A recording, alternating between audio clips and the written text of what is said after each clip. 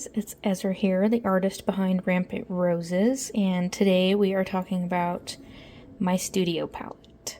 I did just want to quickly make a disclaimer that nobody needs this many colors, and I did not start out with this many colors, not by any means. In my opinion, if you just have 3 good primaries and then maybe a burnt sienna and a yellow ochre, those 5 colors are enough to do basically everything you would need.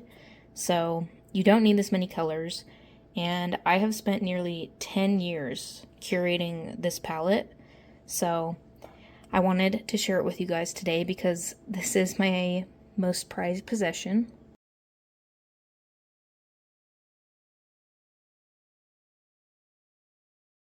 So as I said before, I've spent nearly 10 years curating this palette. Fresh out of high school, I was actually using just a Prang watercolor palette that my mom had let me pick out one day when we went shopping at Michael's. And I had also purchased a Kuretake Gonzai Tombi set after I graduated high school for myself. It was pretty popular at the time, and I was watching a lot of artists on YouTube because I had just discovered the art side of YouTube. And this was back in like 2016, 2017. I was taking high school art classes, and when I discovered the art side of YouTube, it kind of changed a lot for me and made me realize that I could take this seriously and I could really dive deep into my art, and it wasn't anything to kind of be afraid of, if that makes sense.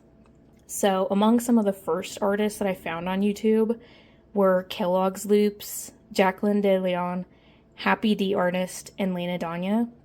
And Kellogg's Loops in particular played a huge role in my watercolor, I guess, discovery. I had already fell in love with watercolor, but watching him, I really fell in love with his work, and it was very inspiring, and it kind of helped drive the motivation to put more time and effort into my watercolor practice, and to be willing to upgrade my supplies and things like that.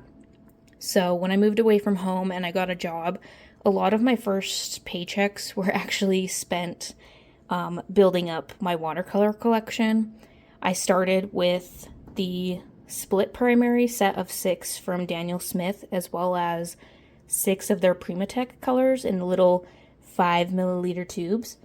And I put those in a little black tin. And then I was watching a Christmas haul video in the year of 2017, so the year I graduated. At the end of that year, I had seen a Christmas haul video by a girl who had gotten M. Graham paints for Christmas, and I watched her video and I watched her swatch them out, and I just fell in love with the M. Graham paints. And I ended up buying all of the sets from Cheap Joe's online when they had an online store with more than just their own brand stuff. And the only 2 sets I wasn't able to get because they had been discontinued were the Cobalt set and the Summer Jewels, I think it was called at the time. Those ones were no longer being sold as sets, so I never got those ones. But most of this palette, as you'll see later on, is actually made up of M. Graham paints. You can really tell which ones are M. Graham because they're super shiny. There are other paints in here that do have that shine as well, but M. Graham is the most shiny of them all, I would say. So we will talk about the brands a little bit later, but I did want to start off with talking about this box in particular. This box is actually relatively new. I found it about 2 years ago now, maybe even a little less than 2 years ago. Because when I initially upgraded from the Prang set to the little black tin with the Daniel Smith, and I got my M. Graham colors, I needed to upgrade again. I actually had upgraded to this blue tin right here. This currently holds my gouache, and I do plan to eventually do like a full palette collection kind of a tour, but today we're focusing on this one. In that blue tin, I had about 64 colors at one point, and I knew I wanted to add a few more colors eventually. as well as I wanted a wooden box because I had been seeing a few of them online and I thought they just looked really pretty and very inspirational, and I just really wanted that. I wanted the wooden box, but I also wanted the glass top because I wanted to be able to see my colors without actually having to open the lid. I just felt like it would be very motivational for me, and I just love watercolors so much that I want to see them all of the time, especially now that I have my own studio. Going into the studio every day and just seeing this palette sitting here is just so inspiring, and it makes me so happy. The only thing I will warn people of, if you want to do something similar, is please do not store your box directly in front of a window. I am filming in front of a window right now, but in the actual studio, this does not sit in any kind of direct sunlight, and sometimes I actually will cover it with a cloth when I'm not going to be in the studio, just so that it doesn't get any kind of UV damage to the pigments themselves. One day, I had decided that I wanted a wooden box with the glass lid, but the problem is that I didn't know where to look or even what to look for that.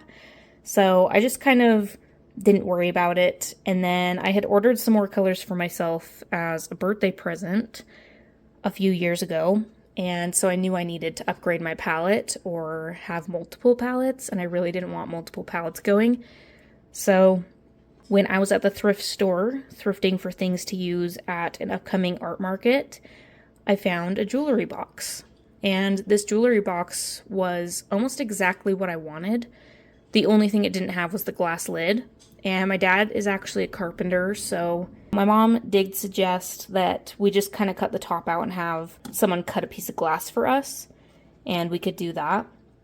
But I actually decided against that because I wanted to just find something that was already what I wanted. But I did at the time find this, and this is just like a little sheet of like aluminum, I guess you would call it. It's like an aluminum sheet metal thing. I got it for like 50 cents at the thrift store, and I just cut it down and put painter's tape around it so I wouldn't cut myself, especially if I have to ever take it out. It gave me the idea to look for jewelry boxes. So when we got home, I got on eBay and I started looking for jewelry boxes. And I found a few things that were pretty close. I searched, I think, wooden jewelry boxes with glass lid. I found a few that were pretty close, but they weren't exactly what I wanted. And then I came across a cigar box, and it was almost exactly what I wanted. It was a little bit bigger than I was looking for, and it had a velvet lining. So that kind of deterred me because I didn't want to have to deal with removing the velvet lining from the inside and risk maybe ruining the box. And like I said, it was pretty big. Like, I wanted something that wasn't going to take up my entire desk space, because I do paint pretty large, so I need to be able to fit my watercolor block, or if I have a board with my paper tape down, I need to be able to still fit that in my space. But because I had found a cigar box that was pretty close to what I was looking for, I decided that that was going to be my next step. So I searched cigar boxes with a glass lid, and that's when I found this box. This is a cigar box from Cuba, and I absolutely love it. The seller had it listed as vintage, but I honestly don't know how old it is. I just know that it is exactly what I was looking for. It was one of the most exciting things for me. I also, at the time, cut out swatch cards from a giant sheet of Arches watercolor paper. That way I could swatch all of my paints as I made my new palette, and I could set everything up how I wanted it, and my paints would be swatched on a paper that I use all of the time. So up next, I actually want to talk about the layout of my palette as well as the brands that I keep in this palette. So as you'll see, I keep all of my specialty watercolors just along the bottom here. They're out of the way of my other paints, but they're still very easily accessible, and they're with all of my paints, so I don't have to reach for a separate palette or anything if I'm trying to use one. And I also have some little sample cards here from the same artist, the paint maker, I guess I should say. And these paints are by Renaissance Colors. I found her on Instagram. a few years back, and I actually found her through her Carnaby Hollow paint. So this is Carnaby Hollow, and it's going to be really hard to catch on camera because for some reason holographic paint just really does not like to show up on camera. Most of these other colors are all color shifting pigments. These two specifically I like to use for painting special effects on wings for birds like magpies and crows. It gives it kind of that oil slick look, and I'll show you all of these colors when I bring out my swatch book. And then I also keep a pipette in here because a lot of people do like to spray their palette down with a spray bottle. I do not personally like to do that for a few reasons. One being that this palette is wood. I don't want to damage the wood at all by trapping moisture in it.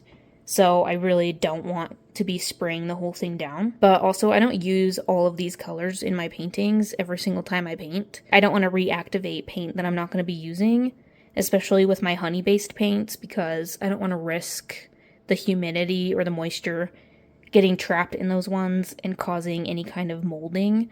I've never had that happen, but you know, I'd like to not have it happen, so I just don't like to spray it. So that's where I use my pipette, and mostly I only use it for my drier colors, specifically like the Daniel Smith genuine pigments and the heavily granulating pigments that they have. Some of those ones I find tend to need to be reactivated a little bit, so that's where I will put a drop in and let it sit before I use it. And I will do the same thing with the specialty pigments, just because it kind of helps them get really creamy and I can get a nice opaque layer of whichever special effect I'm going for. I also don't usually put drops in my M Graham paint because it reactivates so easily that if I put a drop in there, I get a little bit too much pigment and too much paint, especially if I'm going for a more transparent wash. So this one is mostly for the drier paints. Also my gouache, because I do keep a little pan of dry gouache in here of both white. This is titanium white by M Graham. And then I also have a black, lamp black gouache by M Graham. And then I also keep a little toothpick. This mostly is to help pull pans out of the palette, because sometimes I like to pull it out so I can really get in the pan. Especially if I know I'm going to be using the color a lot. So this is good for that, as well as when I add colors into my pan, you know, it can kind of help to just stir it up in there. Sometimes I even use a toothpick with my white gouache to get just a tiny, tiny bit on the end and use it for anything like stars. I also keep a tube of titanium white gouache by M Graham in here. And this is just if I want something a little more opaque in my painting, in my finished painting. If I need something super white and to really stand out, I'll use it straight from the tube as opposed to just soaking the pan and using it that way. As you can see, my colors might be laid out a little different than people are a little bit used to seeing. So in my old tin, I used to do everything in rows that would kind of zigzag back and forth. But I decided I didn't really love that, and I wanted to keep like colors together. So this is where I decided to do rows of 3 per kind of color category. So we have yellows into oranges and reds, and then the reds turn into kind of the more violet reds, and then we start up here with purples and work our way into the blue violets and the blues. And then we work our way down into the blue greens, which brings us into the greens themselves. And we work our way down kind of to the earthy green tones and then the earthy brown and red tones into the neutrals and the blacks. And then I keep my lighter like white and grays just down here. So this setup works really good for me. This is where the swatch book comes in. Now this is temporary, this is not my permanent swatch book solution, but this is just how I have it for now. I wanted something that would allow me to kind of move my colors around as I added colors or felt like changing them up maybe. These are the colors I keep in my palette, and this is how they are laid out in the palette. So everything lines up with how it is in the swatch book. That way, when I'm picking colors for a painting, I will pick it from my swatch book first, and then I know exactly where it is in the palette itself, and I can go straight for those colors for my color mixing without getting confused or decision fatigue. So my palette is made up mostly of M. Graham, and then I also have a few Daniel Smith colors. Mostly they're very granulating colors. I really love those ones. And I do keep both the M. Graham and the Daniel Smith Gamboge because they are slightly different. So I like to use them for different mixes. I also have a few of the Magello Mission Gold paints in here, as well as some Cinelli A. And I have two A Gallo colors, Ruby Red and Perylene Green, which Perylene Green is a new addition to my palette. I also have a Jackson's brand Cool Sepia. I wanted a cooler toned sepia because the only sepia I have is much more of a warm tone. So I wanted a cooler toned one. And then I have one singular Winsor & Newton paint, which is the Potter's Pink. Now, I have tried Winsor & Newton's Cotman and their professional paints, and I can say for sure that I do not like them. I do not enjoy Winsor & Newton's paints at all, but the Potter's Pink by Winsor & Newton is very specific and very pretty.